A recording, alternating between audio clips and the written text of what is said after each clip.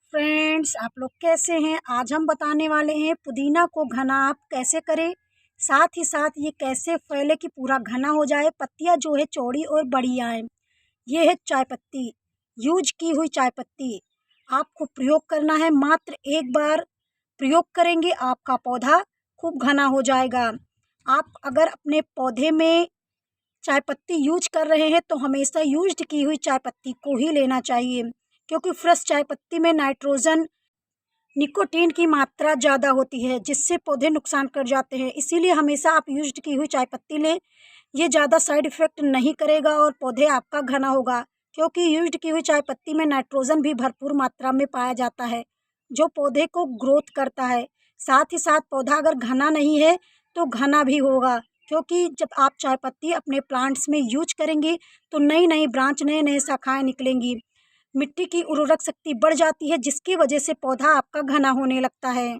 चाय पत्ती को आप इस्तेमाल करने से पहले हम आपको बता दें, कुछ ध्यान देने योग्य बातें होती हैं जो पुदीना को ध्यान देना पड़ता है। पुदीना का जो पौधा होता है घना होता है, इनमें स्पेस नहीं होता, इसीलिए इसमें ज़्यादा पानी की मात्रा ऐसे हिसाब से डालें कि मिट्टी जब सूखे दिखे तभी आप पानी दें। वैसे तो जो पुदीना का पौधा है पानी ज़्यादा मांगता है, लेकिन ध्यान रहे जब आप पानी देते हैं तो इसके नीचे जड़ों में डालें, ना कि ऊपर। अगर आप ऊपर पानी देते हैं तो पानी जो होता है बीच बीच में रुक जाता है, जिससे पौधा खराब होने लगता है।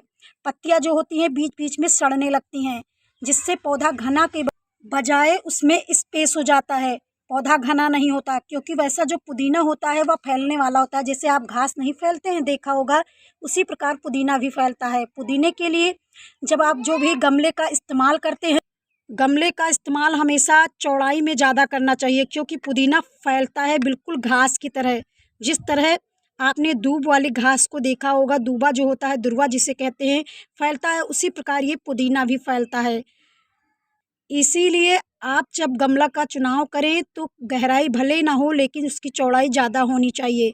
मिट्टी जो आप इस्तेमाल कर रहे हैं, क्योंकि ये घना होता है, इसीलिए मिट्टी हमेशा एक बार में ही चुनाव कर लें। इसमें गोबर का खाद, वर्मिंग कंपोस्ट, मिट्टी, कोकोपीट, सारे चीज़ मिलाकर तभी ही पुदीना को ग्रो करना चाहिए। ये एकदम सही तरीका होता है, क्योंकि पुदीना जब फैल जाता है तब आप उसमें गोबर की खाद नहीं दे पाते हैं। इसीलिए मिट्टी अच्छे से तैयार कर लें, जिससे एक बार इस्तेमाल करें तो बार बार आपको ना करना पड़े। पौधा ग्रो करने के कम से कम 15-20 दिन बाद चाय पत्ती आप यूज कर सकते हैं, या पौधा जब घना ना हो तब आप यूज कर लें। बाद में इसका इस्तेमाल आप नहीं कर पाएंगे। अगर आप इसका इस्तेमाल करना चाहते हैं तो आप लिक्विड बनाकर इसका इस्तेमाल कर सकते हैं। चाय पत्ती डालने से पहले पौधे के आसपास की जो मिट्टी होती है उसकी गुड़ाई हमको कर लेनी चाहिए, क्योंकि चाय पत्ती में नाइट्रोजन की मात्रा बहुत अच्छी मात्रा में होती है, जिससे पौधे की ग्रोथ होना स्टार्ट हो जाती है। आप 1-2 बार इस्तेमाल करेंगे, आपके पौधे खूब घना हो जाएंगे।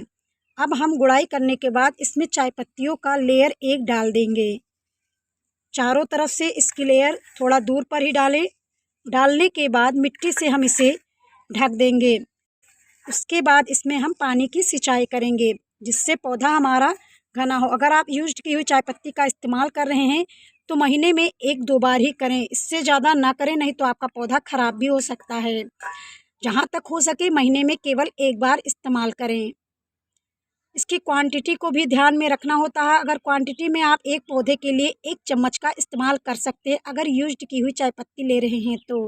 अगर आप फ्रेश चाय पत्ती ले रहे हैं तो आधा स्पून से थोड़ा कम ही ले तो ज़्यादा बेटर होगा।